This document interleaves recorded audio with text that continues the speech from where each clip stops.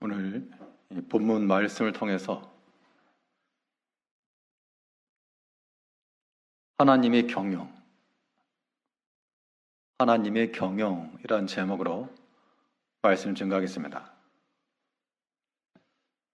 한 분야에 오랫동안 경험과 지식을 축적하다 보면 같은 분야의 일을 하는 사람들의 모습을 보면 일 처리 방식에서 그 사람의 현재 수준이 어떠하며 또한 실력이 어느 정도인지를 가늠해 볼 수가 있습니다. 그래서 내가 더 탁월한 경험과 지식을 갖추고 있을 때에는 그러한 판단이 이루어지는 것이고, 또 그 반대의 경우도 내가 저만한 경험과 지식은 없으나 그러나 일을 잘 성취하는 사람의 면면을 잘 연구하고 살펴서 그것을 잘 따라하게 되면 그 지식을 우리가 얻어갈 수도 있는 겁니다.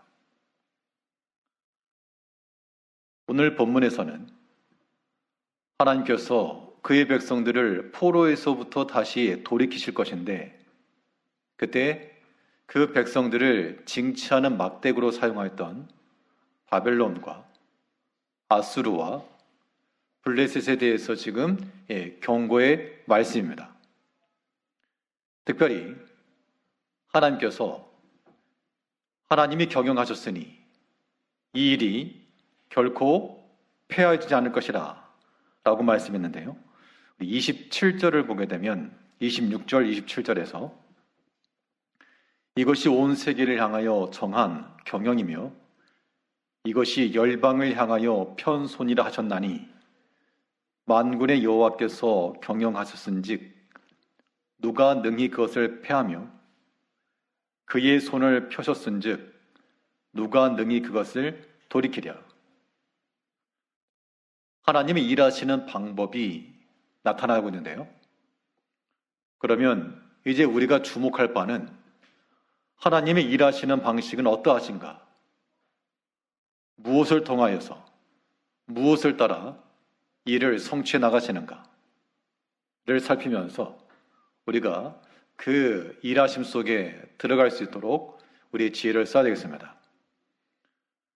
하나님의 일하시는 방식을 살펴보면 첫째 교훈은 하나님께서는 자신의 뜻을 따라 일을 이루신다 했습니다. 즉 하나님 경영 원칙은 하나님 자신의 생각과 뜻이라는 겁니다. 그러면 당연히 그 하나님의 일하시는 방식을 배우고자 하는 자들은 하나님의 뜻이 어디 있는가를 잘 살피는 것이 중요한 겁니다.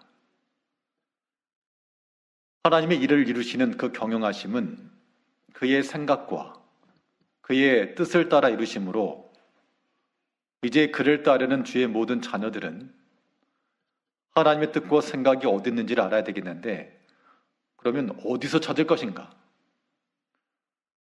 우리는 하나님의 생각과 뜻을 어디에서 찾을 것인가? 라고 하는 질문에 대하여 성경의 원론적 답변은 당연히 하나님의 말씀에서 찾는 겁니다. 그러므로 오늘날도 마찬가지로 하나님의 일하심을 우리가 익히고 그의 경영에 동참하는 자들 되기 위해서는 말씀 안에서 그 뜻을 찾아야 되므로 하나님의 말씀에 우리가 귀를 기울이고 마음을 쏟고 힘써 실천해 나가는 것이 무엇보다 중요합니다. 하나님께서는 분명 그의 일하시기 전에 말씀으로 먼저 다가오심을 보여줍니다. 이 블레셋과 아수르에 대한 이 심판 앞에서도 이것이 하나님께서 예정한 그러한 경영이셨으나 미리 말씀이셨죠. 앞에 22절을 보게 되면 만군의 여호와께서 말씀하시되 내가 일어나 그들을 쳐서, 또 23절 하반절에 보면 나 만군의 여호와의 말이니라 하시니라. 그러니까 하나님의 일하심이 그의 말씀 속에 지금 들어있는 겁니다. 구약 시대는 그렇다 치지만 이제 오늘날 신약 시대는 어떻게 할까? 우리가 하나님의 음성을 어떻게 들을까? 하나님의 음성을 단순히 청각으로만 든다로 생각하지 마시고, 청각이라고 하는 것은 우리 사람의 육체적 기능 가운데 하나입니다. 그러나 하나님의 존재는 영으로 존재하시고 우리 또한 영이므로, 우리 육체만 있지 않고 영이 있으므로 우리의 귀로 듣는 청각을 통한 음성도 우리가 듣는 바이지만 더욱 들어야 될 것은 우리 영을 통해 듣는 겁니다. 우리의 마음으로 들을 수 있어야 되고 또한 깨달을 수가 있어야 됩니다. 하나님 말씀 안에서 그의 생각과 뜻을 찾는 사람들, 성경에도 보게 되면 이 느헤미야가, 오늘 본 이사야에 기록된 내용은 아직 포로로 잡혀가지 않은 상태, 장차 너희가 포로로 잡혀갔다가 돌아올 것을 예고했다면 실제로 포로로 잡혀갔다가 돌아오게 되는 역사적 사실들이 있었는데요. 이 바벨론에서부터 돌아올 때 3차에 걸쳐서 귀환을 하게 됩니다. 먼저 1차로 도착한 사람이 스룹바벨이 성전을 세웠고요. 그리고 에스라와 느헤미야가 또 차례대로 귀환을 해서 성벽과 율법 교육을 행하게 되는데, 특별히 그들이 돌아와서 했던 일이 무엇인가 하면 에스라도 그랬고 느헤미야도 마찬가지고 그들이 회복과 하나님의 일하심 속에 들어가기 전마다 여호와 율법책을 펴놓고 백성들 앞에서 낭독하고 그 뜻을 해석하여 백성들이 이해할 수 있겠다, 그렇게 했습니다. 이 일에 쓰임받는 사람들이 레위 사람들이었고, 레위 사람들은 백성들 중간중간에 서가지고 여호와 율법이 낭독될 때마다 그 말씀을 요즘으로 말하면 소그룹구도 같이 말씀을 가르쳐주고 깨닫게 해주고, 그래서 느헤미야에 보게 되면 종일토록 말씀 앞에 서서 듣고 그 모든 것을 깨닫고 하나님 앞에 회개하던 그런 모습들이 나타났습니다. 하나님께서는 참으로 그의 일을 이루실 때 말씀하지 않으시고 이루신 일이 없고, 성경이 기록된 말씀 속에 이미 다 기록이 되어 있는 거죠. 우리가 알지 못하거나 또는 알면서도 따르지 아니하기 때문에 그렇지, 하나님의 뜻을 우리가 모른다거나 그러진 않죠. 하나님의 뜻 아닌 것이 없겠으나 우리는 성경이 교훈한 바대로 하나님의 기뻐하신 뜻이 무엇이며 그의 선하신 뜻이 무엇인지를 항상 우리가 살펴야 되겠습니다. 하나님의 뜻은 명확해요. 우리 가운데 그러한 거룩함과 하나님을 진실히 섬기는 것과 경건에 이르는 것과 이런 것들이 하나님의 뜻이 분명한데, 이런 일들을 통해서 하나님께서 일을 이루신다는 겁니다. 그런데 우리의 관심은 거기 있지 않고 거룩함과는 멀고 또한 경건함과는 좀 거리가 있고 바른 마음과 양심을 따라 사는 것에서 때로는 걸려 넘어질 때도 있고, 이런 것들은 하나님의 일을 이루어가는 그러한 일에 있어서의 초보와도 같은 겁니다. 우리가 어떤 일에 처음 하는 사람들을 보게 되면 처음에는 그러한 동정의 마음, 이해해주는 마음도 들지만 어느 정도 시간이 지나면 좀 이제 장성한 바 되고 실수가 좀 줄어들고 그런 면들을 기대할 겁니다.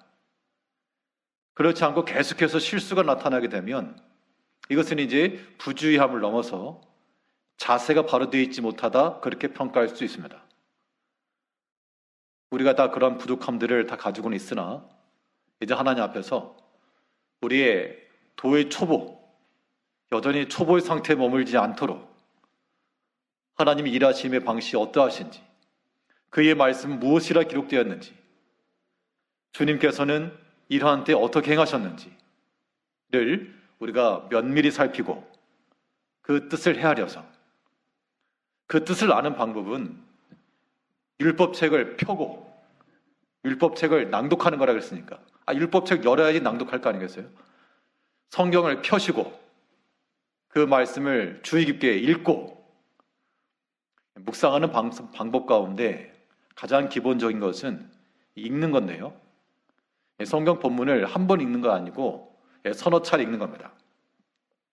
서너 차례 읽을 때마다 우리 흔히 하는 것처럼 1절을 좀 강조해서 읽기도 하고 그 다음에 2절을 좀 강조해서 읽기도 하고 때로는 어떠한 단어를 중심으로 좀 의미를 부여가면서 읽기도 하고 이 반복적인 묵상을 하다 보면 어느 순간 이 글자가 튀어 올라올 때가 있습니다. 말씀이 막 살아 올라올 때가 있어요. 그 말씀 붙들고 묵상하는 겁니다. 그것이 우리의 경건에 이르는 묵상의 방법이에요. 하나님께서는 자신의 일을 어떻게 이루시는가? 하나님의 뜻과 그의 생각을 따라 경영하시고 일을 이루시는데 그러면 우리는 하나님의 그 일하시는 방식을 어떻게 따라갈 것인가? 말씀 안에서 하나님의 뜻을 찾으시며 그 말씀 안에서 묵상하시며 발견해야 됩니다. 그럼 지식적으로 안 다치고 말씀 안에서 지식적으로는 안 다치는데 그 다음 단계가 무엇인가? 하나님이 일하시는 방식을 우리가 곰곰이 묵상할 때 당연히 기록된 말씀이 무엇인지를 살펴야 되는데 근데 이제 우리 실질적인 삶과 약간 괴리가 발생하는 것은 안다는 겁니다. 성경, 말씀, 그렇다는 거죠. 말씀은 알겠지만 우리 실질적인 내 삶과는 조금 안 맞는다. 그렇게 말할 때도 있습니다. 이 말씀대로 적용하려고 하니 이해는 되는데 안 된다고. 내 마음이 안 따라간다. 그런 경우는 사람이 그 마음을 높였기 때문입니다. 낮추셔야 되겠고 그래서 우리가 하나님의 뜻을 찾는다라고 할 때는 말씀 안에서 찾지만 그와 동시에 진행되어야 될 것이 바로 우리의 인내함 속에서 찾는 겁니다. 그 말씀이 내 경우에 적합해 보이지 않는다. 그렇게 여겨질 때 그때 우리는 하나님께서 자신의 때 일을 이루실 것을 믿고 그 때까지 우리는 인내해 나가야 됩니다. 그래서 하나님의 뜻을 행하기를 희망하는 자들마다 항상 우리가 마음을 써야 될 것은 그 말씀 붙들고 하나님의 때까지 인내하라. 그래서 히브리서에도 보게 되면 이런 말씀이 있죠. 너에게 왜 인내가 필요하는가? 너에게 인내가 필요한 이유는 하나님의 뜻을 다 행하게 하기 위함이라. 하나님이 일하시는 방식이 그의 뜻과 그의 생각을 통해서 이루어가시는데 우리가 이 뜻과 생각을 따라가려면 무엇이 필요하다는 겁니까? 너에게 인내가 필요하다. 그 말씀이 지금 당장 내게 효용되지 않을 것 같기 때문에 우리가 그것을 멀리하기도 하고 그것을 기뻐하지도 않고 따라가지도 않고 그렇기 때문에 우리가 하나님의 일하심 가운데 들어가지 못한다는 겁니다. 성경적 지식으로만 말하면 아마 우리는 모두 전문가와도 같을 거예요. 그런데 그 말씀을 적용하는 수준을 보게 되면 참 잘 못한다는 겁니다. 어떤 경우가 같은가 하면 공식은 많이 외우는데 계산을 못하는 경우가 똑같은 거예요. 어려운 수학 공식들은 알고는 있는데 그 문제를 못 푼다는 겁니다. 대입을 못해가지고. 우리가 하나님의 말씀을 읽고 살필 때는 그 말씀을 우리 마음속에 붙들고 하나님께서 일하실 때까지 하나님이 일하심의 때라고 하는 것은 오직 하나님만 아시는 겁니다. 우리가 너무 좀 급한 마음이 있죠. 좀 성급하고 조급하고 개인적으로 그러하지만 또 어떤 공동체적 측면에서는 어떤 평가라고 하는 것이 있어서 그 평가에 또 민감하다 보면 뭔가 빨리 성과를 좀 내야 되겠고 사람들에게 어필을 해야 되겠고 그러한 마음들이 들어오기 쉽다는 겁니다. 그런데 그런 것들이 자칫 잘못하게 되면 인본주의로 나아가기 쉽기 때문에 우리는 하나님의 때까지, 참 이게 어떻게 보면은 이 균형을 잡기가 좀 어려운 부분도 있습니다만, 우리는 하나님의 때까지 인내하면서 비록 사람에게 나타날 만한 눈에 보이는 성과가 좀 적을지라도 우리는 그 말씀 그대로 하나님께서 그 때까지 인내하며 나아가는 것이 필요한 겁니다.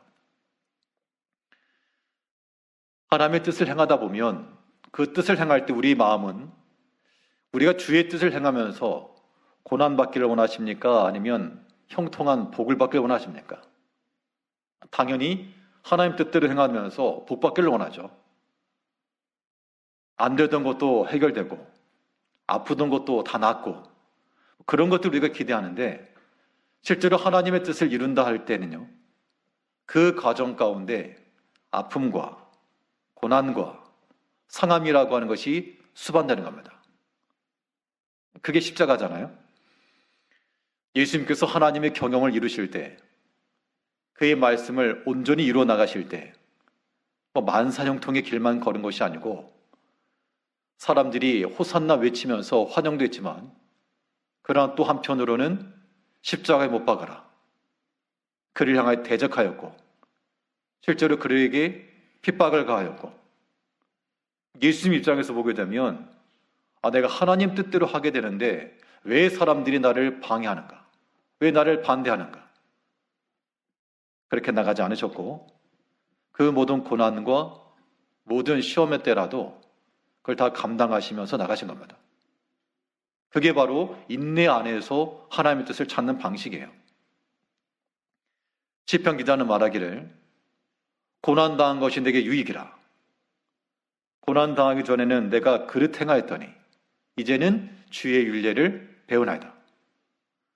그러니까 주의 율례를 배웠다라고 하는 것은 하나님의 뜻이 여기 있구나, 하나님이 기뻐하신 뜻이 이것이구나 라고 하는 걸 깨달았다는 것인데, 그 깨달음이라고 하는 것이 무엇을 통해 주어졌는가 하니 고난을 통해서 왔다는 겁니다. 고난 당하기 전은 내가 그릇 행하였으나 이 모든 고난의 때를 통해 이제는 주의 율례를 배우며 깨닫고 하나님의 때까지 인내하는 법을 배울 줄 알며 그의 뜻을 이루어 갔다라고 하는 겁니다.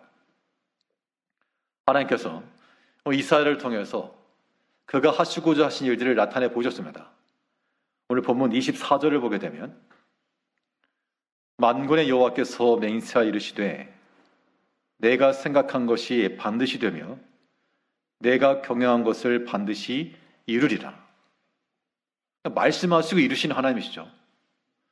말씀하시고 이루시는 하나님이시므로 무엇라 말씀하신지를 잘 살펴야 되겠고, 예수님의 모친께서 예수님께서 처음 표적을 행하신 갈릴리 가나 지역에서요, 물로 포도주를 이렇게 만드신 그 장면인데, 그때 하인들에게 했던 말이 있습니다. 하인들에게 뭐라 말했는가 하니 주께서 무엇라 말씀하시든지 그대로 하라. 아주 어떤 말이 있진 않았지만 무엇라 말씀하시든지 그 말을 주의 깊게 듣고 그 말씀에 잘 순종하라. 그것이 너의 길이라. 이걸 얘기해 주고 있습니다. 오늘날도 마찬가지입니다. 우리 인생의 길 앞에서 우리가 모든 것을 다 꿰뚫어 보고 나가지 못하죠. 어떤 때는 또 막막한 때를 당할 때도 있습니다. 가나안 혼인잔치에서 음식이 떨어졌으니 그 참 막막한 거죠. 그와 같이 우리 개개인의 삶마다 때로는 더 이상 길이 없어 보이는 그때가 있을 때, 그때마다 주께서 무엇라 말씀하시든지 그 말씀에 귀를 기울여서 뜻을 찾고 인내하여 순종하며 마지막까지 끝까지 갖다 주었다 그랬죠. 예수님께서는 말씀하시기를 그 항아리에 물을 가득 채워라, 물을 채워라.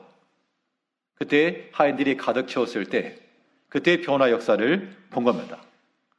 그러니까 절반 정도 채워서도 아니고 마지막까지 채워나가는 인내의 과정 속에서 하나님의 일하심과 그 경험하심에 동참했다라고 하는 것이죠.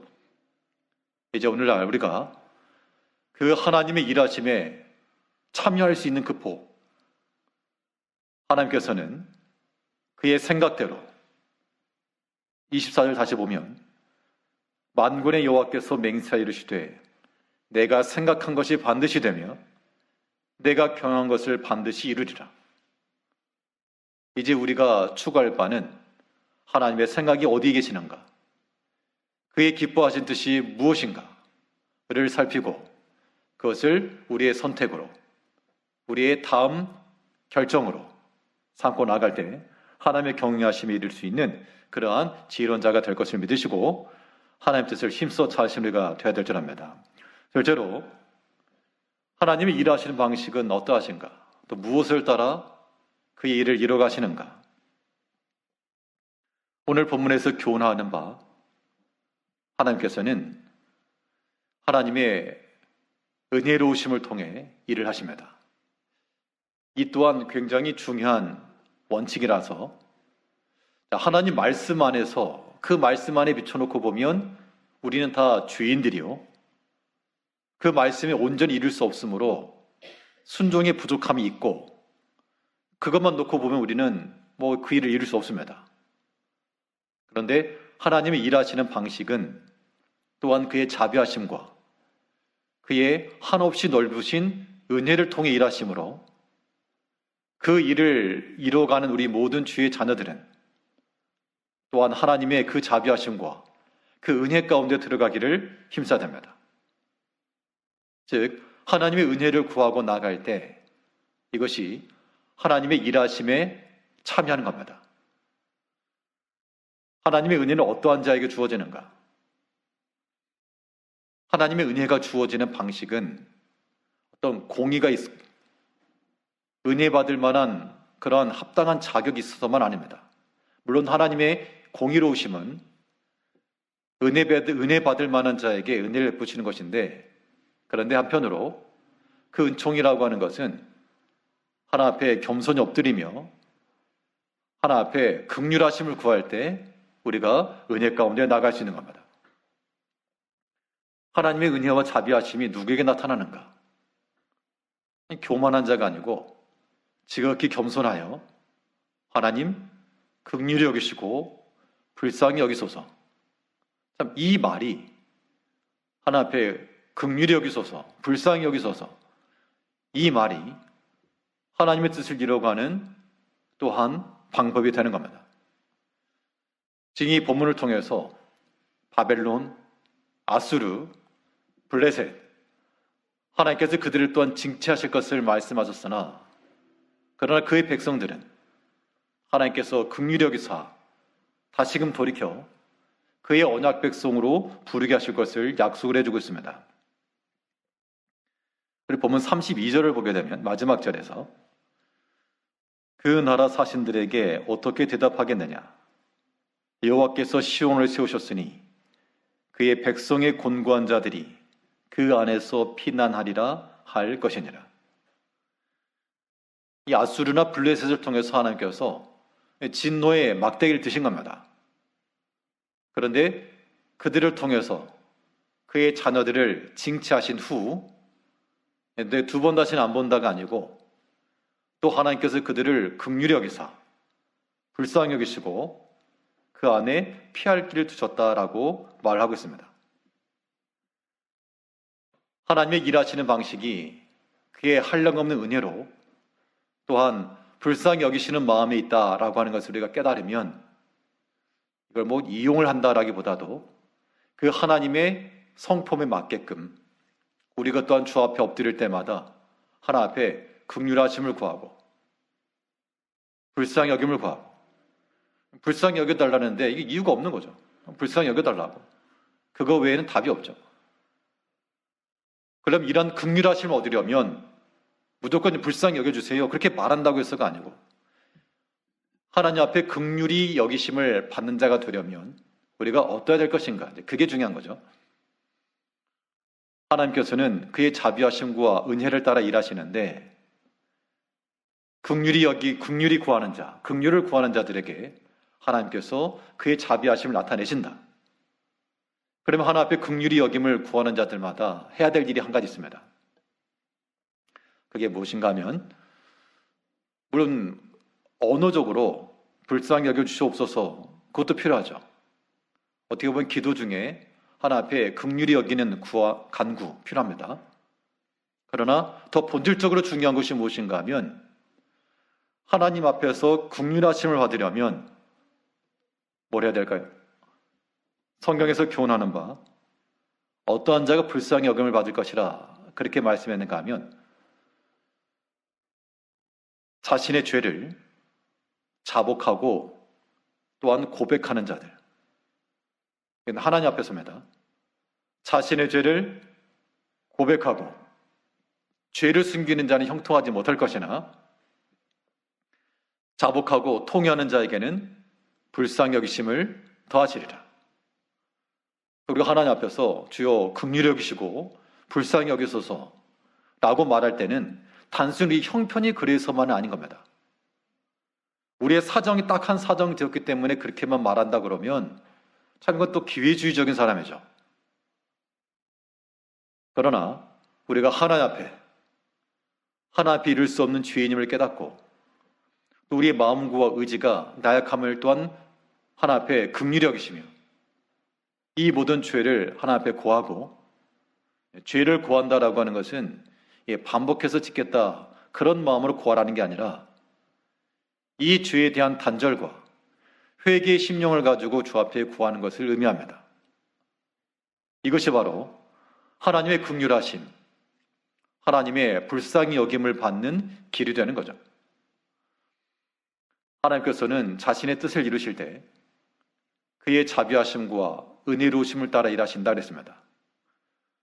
하나님의 자비하심과 그 긍휼하심을 받을 수 있는 그러한 바탕은 우리의 모든 죄악들을 숨기지 않고 하나님 앞에 다 아뢰며 자복하고, 그리고 또 하나 중요한 게 죄를 자복하고 버리는 것, 여기까지 포함됩니다. 죄를 자복하고 버리는 자들, 그들은 하나님 앞에 불쌍히 여김을 받을 것이라. 이 불쌍히 여김을 받는다라고 하는 것은 하나님의 일하심에 들어갈 수 있는 길이 되는 거예요. 하나님의 구원과 그의 일하심에 열외가 되지 않고 그 안에 동참한 자들 낼 수 있도록 우리 힘써서 하나님의 말씀 가운데 거하실 뿐만 아니라, 우리가 만일 죄악 가운데 하나님의 진노의 대상이 되었다 그러면 두려운 마음을 가지고 하나님 앞에 긍휼하심을 구하면서, 긍휼을 구하는 사람의 특징은 죄를 자복하고 버리는 거라고 했습니다. 그 죄를 자복하고 버릴 때 하나님께서 불쌍히 여겨주시리라. 이 긍휼을 하나님 앞에 구하는 것이 하나님의 일하심에 참여하는 길이요, 이 긍휼을 구한다라고 하는 것은 이제 우리에게 요구되는 바가 있습니다. 하나님께서 우리가 만일 하나님 앞에 나아가서 불쌍히 여기심을 구하고 긍휼히 여김을 구할 때 하나님께서 우리를 받아주시는데, 우리를 받아주시면서 우리에게 또 요구하시는 것이 무엇인가 하면 너희도 긍휼을 베풀라, 이겁니다. 예수님의 비유 가운데 보게 되면 100데나리온 동관을 용서하지 않고 감옥에 가두려던 한 사람 이야기가 나옵니다. 자기는 1만 달란트의 빚을 탕감받아가지고 그것도 긍휼히 여김을 받고 불쌍히 받았죠. 그때 주인이 그를 불쌍히 여겨서 탕감을 줬다는 겁니다. 그럼 그 사람이 이제 긍휼히 여김을 받았죠. 그때 주인의 뜻은 무엇인가 하면 너도 다른 형제를 불쌍히 여기고 긍휼을 베풀어라, 이게 그 조건이라는 겁니다. 그런데 그가 그의 동료를 붙들고 용납하지 않고 그걸 다 갚기까지 나오지 못하도록 가둬뒀다는 겁니다. 이것 하나 앞에 큰 진노가 되었습니다. 이 자리에 계신 우리 모든 성도님들도 우리가 하나님 앞에 의로움을 가지고 나갈 사람이 누가 있겠습니까? 다 하나님의 자비하심과 긍휼히 여기심을 따라 우리가 여기 이르렀을 것인데, 그러면 하나님께서 우리에게 은혜를 베푸시고 불쌍히 여겨주시고 긍휼히 여겨주신다는 겁니다. 그럴 때 하나님께서 우리에게 요구하시는 바가, 내가 너희를 불쌍히 여겨서 은혜를 베풀었으니 너희도 피차 간 서로 용납하며 서로 사랑하며 서로 죄를 용서하며 서로 불쌍히 여기라. 이것이 하나님께서 우리에게 구하시는 바가 되는 겁니다. 예수님의 팔복 가운데 하나, 긍휼히 여기는 자는 어떻게 된다 그랬습니까? 긍휼히 여기는 자는 복이 있다. 그 이유는 긍휼히 여기는 자는 긍휼히 여김을 받을 것이라. 이게 반대도 해당되는 겁니다. 내가 주님 앞에 긍휼하심을 따라 그의 은총을 받았으면 또한 다른 형제에 대해서도 우리가 하나님을 긍휼히 여길 수 없으니까 하나님 불쌍히 여길 거 아니죠. 대신에 다른 형제들에 대해서 아직 그 믿음의 길에 서지 못하거나 바른 길에 들어오지 못한 그런 형제들이 있다 그러면 그들을 향한 불쌍히 여기는 마음, 은혜를 베푸는 마음이 필요한 겁니다. 하나님께서도 자신의 일을 그렇게 이루어 가신다고요. 우리가 마땅히 죄인이요 하나 비를 수 없는 자이나 하나님께서 먼저 용서해 주시고 또 먼저 사랑해 주시고 긍휼히 여기셔서 우리를 받아주신 것만큼 이제 우리에게 요구하시는 대로 우리가 또 형제들을 좀 용서를 해줘야 되는데 이게 어렵다는 겁니다. 어려워요. 왜 어렵냐? 어려운 이유는 우리가 하나 앞에 큰 은총을 받지 못했기 때문입니다. 실상 큰 은혜를 받았음에도 불구하고 큰 은혜라는 걸 몰라요, 우리가. 내가 받은 큰 은혜를 우리가 깨닫지 못하기 때문에, 인지하지 못하기 때문에 사람이 아무리 육에 속한 사람이라도요, 내가 정말 큰 은혜를 받은 그런 경우에는 그 사람 앞에 엎드리게 되어 있습니다. 그 사람 앞에 다른 걸 가지고 말할 수 없어요. 하나님 앞에 우리가 은혜를 받았음에도 불구하고 형제들에 대해서 우리 마음이 열리지 않고 여전히 적대하는 자가 되며 비난하는 자가 되고 용납하지 못한다라고 하는 것은 절대로 있을 수 없는 일입니다. 하나님이 기뻐하지 않으시고 사람의 생각으로는 내가 옳다, 그런 생각은 충분히 드시겠으나 어디까지 자기 생각이에요, 자기 생각. 하나님께서는 그렇게 생각하지 않으신다는 겁니다. 그건 네 생각이고 그건 네 생각이라. 그 공의와 정의를 따랐다 그러면 용서받지 못할 사람은 바로 우리 자신들이죠. 우리는 정의로움과 공의로움을 말하기 전 서로 긍휼히 여기심을 따라가야 됩니다. 그럼 어느 것이 더 중요하냐? 자, 옳고 그름을 따져서 무엇이 옳으냐, 무엇이 그르냐를 따지는 것과 긍휼히 여기는 것과 어느 것이 더 중요하냐? 뭐 어느 것이 중요하냐라기보다도 성경에서 한 가지 이 힌트를 주고 있는데요. 긍휼히 여기는 마음이 있고요. 또 옳고 그름을 따져서 판단하는 게 있습니다. 심판이라고 그러죠. 심판이라고 하는 게 기준을 놓고 옳으냐 그르냐를 보는 거니까. 그럼 긍휼히 여기는 게 있고 심판하는 게 있는데 어느 것이 이기는 것이냐라고 했을 때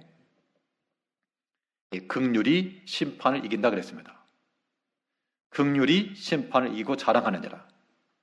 이제 우리 마음 가운데는 옳고 그름에 대한 그런 이성적 판단보다도 하나 앞에 우리가 받은 그 은혜를 따라 그 긍휼하심의 크기를 따라 우리 딴 형제를 불쌍히 여길 줄 알고요.